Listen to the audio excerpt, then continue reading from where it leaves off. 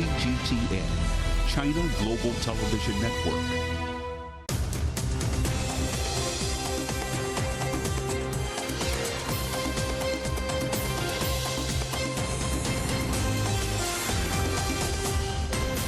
Live from London, this is The World Today. Hello there, I'm Paul Barber. Our top stories this hour. Niger's coup leaders refuse to give up power, closing the country's airspace over the impending threat of military intervention. Flooded farmland in northern China, prompting fears that typhoons could severely impact food production. A global Scouts gathering in South Korea suffers more problems as an approaching typhoon forces organisers to evacuate. And another dramatic day at the Women's Football World Cup as European champions England reached the last 8 on penalties. Well, Niger's coup leaders remain defiant after a deadline passed for them to give up power. They've closed the country's airspace over the looming threat of military intervention. Tensions are high after the West African bloc ECOWAS warned it could use force if President Mohamed Bazoum is not reinstated by Sunday. China, like many nations, has warned against all travel to Niger and urged its nationals to leave the country. Our correspondent Deji Badmus is in Lagos for us now. Deji, what's the mood like in Niger and what more have we heard from the coup leaders?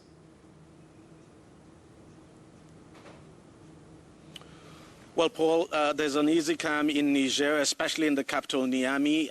So there's an easy calm. Tensions are still high, even though there's no certainty that there's going to be any military strike anytime soon from ECOWAS.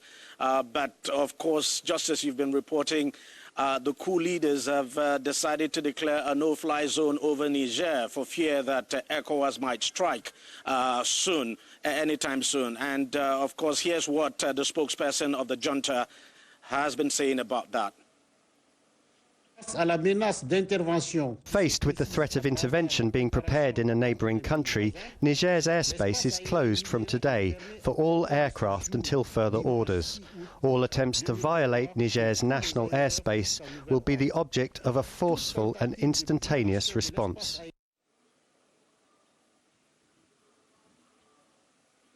So there you have it, Paul. The coup leaders sounding very defiant there. And we understand that a delegation from Mali and Burkina Faso are actually on their way through Niger in solidarity with the coup leaders there. And you know, everyone is just waiting to see what ECOWAS does next. But of course, there's no question at all that the coup leaders are defiant, and they've not been talking to ECOWAS at all, and they continue to dig in and consolidate their hold on power. Paul? So, Deji, they've not been talking to ECOWAS, but have we had any response from the regional bloc? Well, now, the regional bloc actually had a virtual meeting yesterday that included the AU. That meeting, no communique came out, nobody said anything, but another meeting, an extended meeting now, or expanded meeting, I should say, has been scheduled for Thursday. So after the meeting, ECOWAS will then announce what its next course of action is. But let me just say this.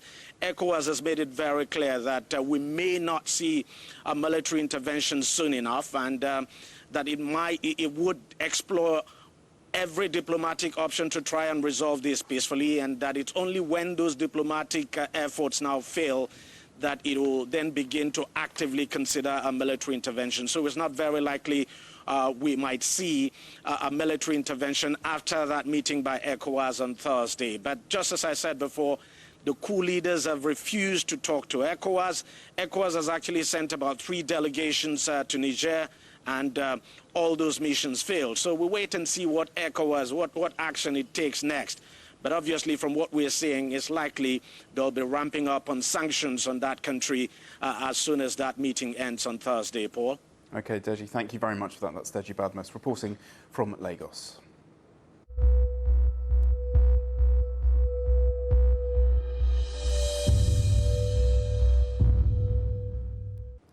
More than 1,000 military troops have been dispatched to fortify flood defences in China's northeastern Jilin province.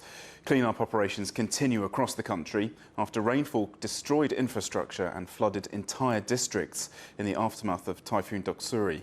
At least 14 people were killed in Shulan on Sunday. Our correspondent Zhang Xiran reports.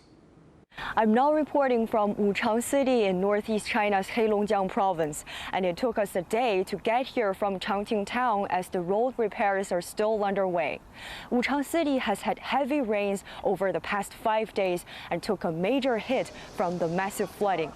A total of 18 towns in this area were affected, and over 40,000 residents have been evacuated. Local government and community members are working together to ensure emergency supplies and medical care. And tomorrow we will visit a temporary resettlement site, the Yachen Middle School, to see how the affected residents are doing. And many cities in northeast China have just experienced the heaviest rain since the 1950s. Yet the rain keeps falling across the region. And officials warn that floods have already been formed on 4 major rivers in Heilongjiang province. Many experts also believe that this extreme weather may also be resulted from the climate change.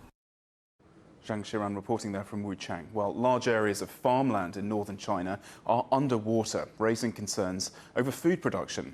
Our correspondent Li Jianhua has been looking at the impact on the flooding on the region's crops, and he's with me here on set. So, Jianhua, how important is this region to China's agriculture? Well, Paul, that region is one of China's granaries. The 3 northeastern provinces, Heilongjiang, Jilin and Liaoning, they produce about 20% of the country's total grain output. And the region's fertile black soil, very much like that in central Ukraine, makes it the producer of high-quality rice, corn and soybeans. And this time, Heilongjiang province, the northeasternmost province in China, has been severely affected, especially the capital Harbin. As of Sunday, have got the number over 160,000 people have been evacuated, and over 90,000 hectares of crops were inundated. Chief among them, 3 county-level cities, Shangzhou and Wuchang, they're considered the production center of grain and especially high-quality rice, and they have been severely impacted by the flood.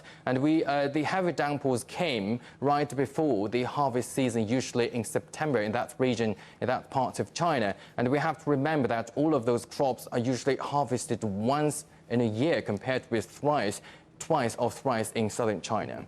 And what sort of impact is this likely to have, Jianhua, on China's food security, and is this going to affect China's exports to the rest of the world? Yeah, we see that this came after the heavy downpours in May in central China's Henan province. That is also one of China's granaries, we have to say, and that province is responsible for about 30% of the country's wheat production. And according to official figures, the downpours resulted in a nearly 1% drop in China's summer wheat production in the country. So how much grain does China consume every year? We don't know. We don't have the official numbers. But let's look at the supply of grain in 2022. It was around 800 million tons. China produced about 680 million tons of grain in 2022. In the meantime, it imported around 147 million tons of grain in that year. And Chinese authorities have the tradition of stocking grain ever since the 1950s. And the government official said that the storage is enough for a year. And why is China importing right now? If we look at the 3 major crops that China has been importing, they are soybeans, maize and barley. And soybeans has the lion's share, around 60% of the total food imports usually. And the Heilongjiang province is the region where soybeans are produced. If the production is heavily affected, we're going to see more imports of soybeans in the next years to come. OK, Jianhua, thank you very much for breaking that down for us. Li Jianhua there. Well, 4 main provinces have been affected by flooding, with Hebei province, one of China's most populated, being among the worst. This region alone is responsible for producing 20% of the country's grain output. Well, as floodwaters begin to recede in the city of Zhuozhou near Beijing, authorities there are working to restore a number of damaged roads. The city bore the brunt of the region's worst storms in decades, with more than 600,000 residents forced to flee their homes. Zhou Yixin reports. Apologies, we'll have that report for you a bit later. Well, all the remaining scouts at a World Jamboree in South Korea are to be evacuated from the campsite due to the approaching typhoon Khanun. The event has been plagued by problems, including heat illnesses and accusations of poor sanitation and food shortages. The government insists events will continue for the thousands of scouts who've been moved to safer accommodation. Our correspondent Jack Barton reports from Seoul. The Jamboree is not over. The campsite has been abandoned and a few of the troops have gone home, but most will stay on for the remainder of the week. And what the government here and scouting organisers are trying to do is find alternative ways to carry that Jamboree on, or for them to have scouting activities here in South Korea. But yeah, what a debacle. This entire Jamboree down on a piece of reclaimed, some call it reclaimed seabed, others call it reclaimed wetland. Either way, it's a piece of ground that gets very wet when it rains, like the torrential rains we've had recently, and then very hot, reflects a lot of heat when it's hot, like in the heat wave we're having right now. And of course, it's also a perfect home for bugs, including mosquitoes, which there have been clouds of down there. Now, on top of that, the heat also causing some eggs to go bad down there, and we've had lots of complaints about other things. And as the government has scrambled to try and fix all of these, and they've put in a huge effort here, you know, sending down air-conditioned buses, extra shelters, trying to reorganize everything, it became very clear very quickly that it was the site itself, that no matter what you did, this was very poorly picked site. And this was picked about 6 years ago. So yeah, as you say, people should have realized that for a summer event, this was just the wrong place to hold a Jamboree involving in excess of 40,000 people, including youngsters and the supervisors down there. So the site has been abandoned, but now the scramble to find alternatives goes on. Jack Barton reporting from Seoul. Typhoon Khanun is moving eastward after a second pass over Japan's Okinawa. It's left roads littered with debris and thousands without power in the region. Japan's meteorological agency says the typhoon will approach the country's southwestern main island of Kyushu later this week. Periodic heavy rain is then expected in eastern and western parts of Japan. Meanwhile, several people have been killed in catastrophic flooding in Slovenia and southern Austria. Homes and roads have been washed away and power is out in some areas. Hundreds of soldiers have been deployed to help with the cleanup. Slovenia's Prime Minister says it's the worst disaster in the country's history. After intense heat waves across parts of Europe, trade unions are calling for new rules to protect people who work outside, including construction and farm workers. In Italy, the government moved quickly to introduce some measures, but union leaders say that regulations don't go far enough. Our correspondent Giles Gibson reports from Rome. Working on a building site in the Italian summer has always been tough. But this year, construction workers have been battling through record high temperatures in excess of 40 degrees Celsius. Diciamo sinceramente è stato difficile. Honestly, it was hard. It was difficult to work in it, and to face a similar situation next year would frankly be impossible. We've already been through it, and we've seen that, in terms of productivity and physical fatigue, we suffered a lot. It's also risky because in the hottest hours, it was impossible to work outside. Più calde era improponibile fare urbanistica all'esterno. This summer's extreme heat has been partly blamed for multiple deaths at workplaces across Italy, including construction sites, a bakery and a supermarket. Last month, a 44-year-old man died after collapsing while painting roads in a town near Milan. Workers can get heat stroke, become dangerously dehydrated, or the heat can exacerbate pre-existing conditions such as heart disease. As well as putting workers at risk, high temperatures are simply bad for business. The International Labour Organization, which is part of the United Nations, says that the capacity of a worker who's operating at a moderate intensity drops by 50% when it's between 33 and 34 degrees Celsius. At the end of July, Prime Minister Giorgia Meloni's government introduced new emergency measures. They included easing regulations for construction and agricultural firms, which can't simply ask their staff to work from home during a heat wave. Un problema demografico serio. But trade union leaders, including Antonio Di Franco, say they want much tougher rules, such as a blanket ban on working outside when temperatures rise over a certain level. The current legislation and also, unfortunately, the latest measures brought in by this government have not solved the problem. We hope that the fact that there is a climate crisis means no one can deny now that there is a need to intervene, that this will raise awareness and encourage this government to listen to trade unions and implement measures to prevent deaths. As summers in Italy and around the world heat up, the impact on workers in general is only going to get worse. The UN says heat stress will cut total working hours by more than 2% worldwide in 2030. Giles Gibson for CGTN, Rome. You're watching The World Today, still to come. A thrilling day at the World Cup. Nigeria are left heartbroken after losing on penalties to England.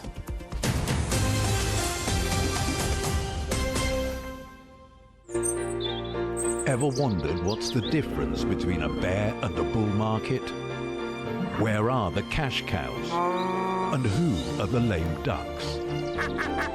And what exactly are black swans? Grey rhinos?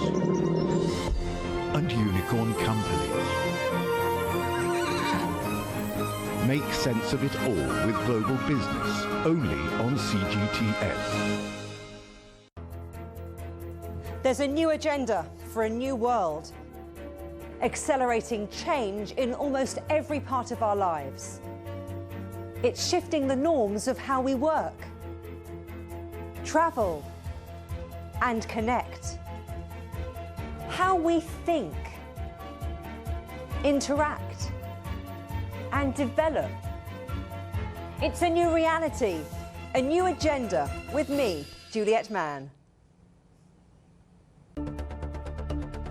Events have consequences. Words create impact. One more offensive in a long line of battles that's been ongoing for more. Just got to be careful here with some gunshots. Excuse us, excuse us. The world today matters for your world tomorrow. The number of casualties is growing quickly. Why, this is one of the hardest hit towns in the region. The world today, every day on CGTN.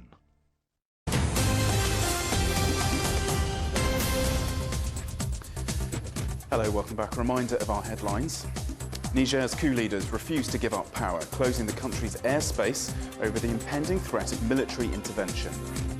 Flooded farmland in northern China prompting fears that storms could severely impact food production. And a global scout gathering in South Korea suffers more problems. An approaching typhoon forces organisers to evacuate. China's Foreign Minister Wang Yi has called for more dialogue with the European Union to inject new impetus into bilateral relations. In a telephone call with EU Foreign Policy Chief Joseph Borrell, Wang said that Beijing attaches great importance to a leaders' meeting between the two sides later this year. Borrell said the EU's Global Gateway Strategy and China's proposed Belt and Road Initiative can coexist and be complementary, as both schemes are focused on global development. Well, China has donated $8.4 million to Montenegro for the reconstruction of an historic bridge over the Tara River. The arched crossing is located in the north of the small Balkan country and dates back more than 80 years. Our correspondent Alyosha Milenkovic reports. The breathtaking scenery of the Tara River Gorge becomes even more stunning with this bridge in view. It was completed back in 1940. A year before the region became embroiled in World War II. Yugoslav partisans who fought against occupying Nazi German and fascist Italian forces in the war blew it up in 1942 with the help of a bridge engineer. Soon after, Italian soldiers caught him and executed him on the site of the destroyed bridge. That event was immortalized on film in a war epic. Back in 1969, the Yugoslavian World War II movie The Bridge was released, featuring this magnificent structure. Ever since, this place has become a must-see site for tourists visiting Montenegro and also one of the country's most distinctive man-made landmarks. The Italian partisan song O Bella Ciao was featured in that movie, and both gained huge popularity in China. The influence of this movie and the theme song is still ever so strong in China, attracting many Chinese tourists to Montenegro, witnessing the traditional friendship between China and Montenegro across time and space. At the same time, the Chinese language and culture sensation is quietly becoming popular among the people of Montenegro.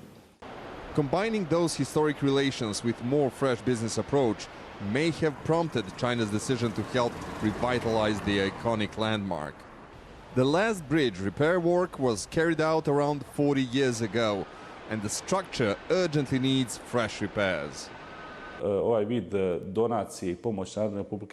donation by the People's Republic of China is very important for Montenegro. We're grateful to their embassy here, which is committed to the project from day one. We think that this donation is a good example of the friendship between two countries. It will take up to a year and a half for all the works to be completed, and after that, tourists would have more access to it and other nearby attractions. I came here because they have everything that I need for a vacation. All the activities, hiking, climbing and water activities. It is this region's main advantage, and the people are very friendly. After the reconstruction, this bridge would continue to serve not just as a tourist attraction, but also as a vital transportation corridor linking the north and the south of the country. Alyosha Milenkovic, CGTN, Đurđević Tara. India's main opposition leader has returned to Parliament after his jail conviction was quashed by the Supreme Court. The head of the Congress party, Rahul Gandhi, was stripped of his seat earlier this year after being found guilty of defaming the country's Prime Minister Narendra Modi. He was reinstated after judges ruled the allegations lacked sufficient grounds and is now free to stand in next year's general election. Lawyers for Pakistan's jailed former Prime Minister Imran Khan say they will be allowed to meet him ahead of filing an appeal against his conviction. Khan was sentenced to 3 years in prison on charges of corruption involving the sale of state gifts. Khan rejects the conviction, saying it's politically motivated. The 70-year-old was ousted in a vote of no confidence last year. The son of Cambodia's Prime Minister, Hun Sen, has been endorsed by the King to become the country's next premier. 45-year-old Hun Manet still needs to be approved by the National Assembly, which will be dominated by the ruling Cambodian People's Party. It won a July election, which all viable opposition was sidelined.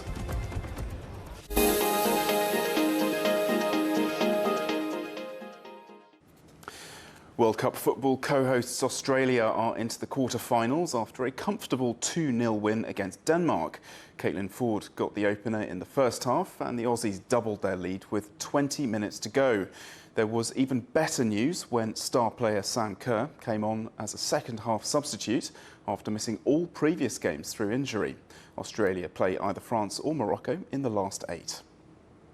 And the other last 16 match was full of drama and tension as England beat Nigeria 4-2 on penalties, having played extra time with just 10 players.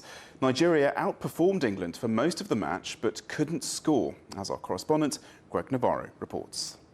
There was a lot riding on this particular match between England and Nigeria. England entering it as not only European champions but also tournament favorites, having won every game in group stage. That included a thrashing of China 6-1. Nigeria entering this match ranked 40th in the world, hoping to become the first African nation to win a game in the knockout stage. Once the game started, though, none of that mattered. Both teams fairly evenly matched, unable to capitalize on several attempts.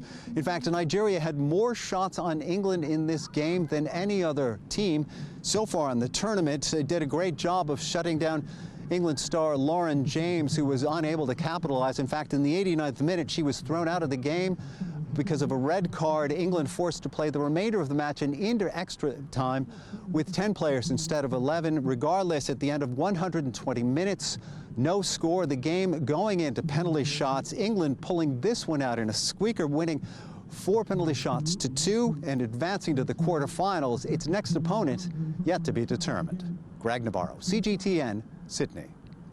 Well, as we've been reporting, northern China is suffering heavy flooding, but this summer has also brought higher temperatures across many areas. Because of that, people have been visiting popular tourist sites in the evening, hoping for a somewhat cooler experience. Our reporter Zhu Zhu reports from the city of Dunhuang. Hello guys, we are now here in Dunhuang, Gansu province at a night market here.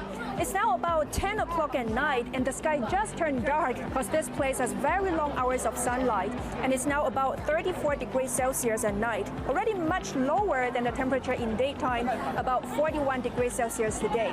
So many tourists are flocking here to enjoy their nighttime.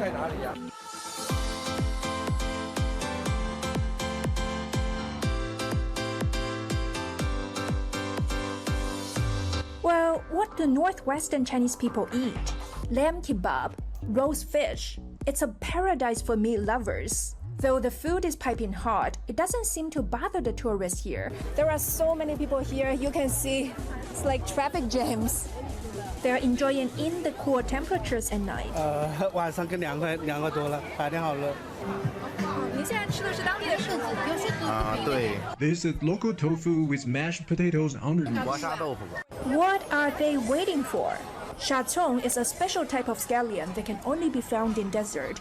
Here in Dunhuang, nearly 20% of land area is desert. I invented this cake back in 1998, as the shatong is very popular here. No one ever made shatong with cake before. It's very crispy, and you can see there are many vegetables inside.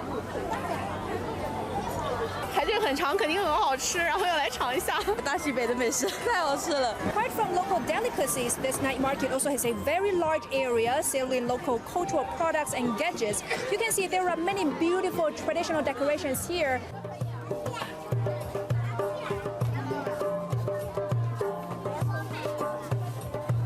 每天应该有个6、7个小时，6点钟开始，然后到大概1点多。 Authentic jade, earrings in Dunhuang style, and local scarves. These are the paintings at their famous Mogao Grottos, one of the very popular tourist spots here in Dunhuang. 9点上人吧，9点上人到10点、11点这3个小时是比较那个高峰期。哦，也是因为就是天气也比较凉快了，是吗？是的，是的。 Cool. I'm ready to take a picture in the desert now. It's now already 1 o'clock in the morning, but as you can see, there are still so many tourists here. Thanks to the huge temperature difference between day and night, and the local special food and culture, nighttime economy continues to boom. And that was our reporter Zhu Zhu reporting from Dunhuang in northwest China. Finally, scientists in the United States have made a breakthrough in nuclear fusion, the long-sought-after technology that scientists say could solve the world's energy problems. A California-based laboratory says it's achieved net energy gain for a second time. Nuclear fusion occurs when 2 atoms slam together, creating vast amounts of energy in the same process that powers the sun. The theory has been known for decades, but safely harnessing the power has so far remained elusive. And our headlines again. Niger's coup leaders refuse to give up power, closing the country's airspace over the impending threat of military intervention. Flooded farmland in northern China prompts fears that storms could severely impact food production. And that is The World Today. Thanks for watching. There's more on CGTN Europe's channel on the Telegram app, or you can scan the QR code on the screen to get stories and updates sent direct to your phone. And we're back with more news at the top of this hour. Up next, it's World Insight. Bye for now.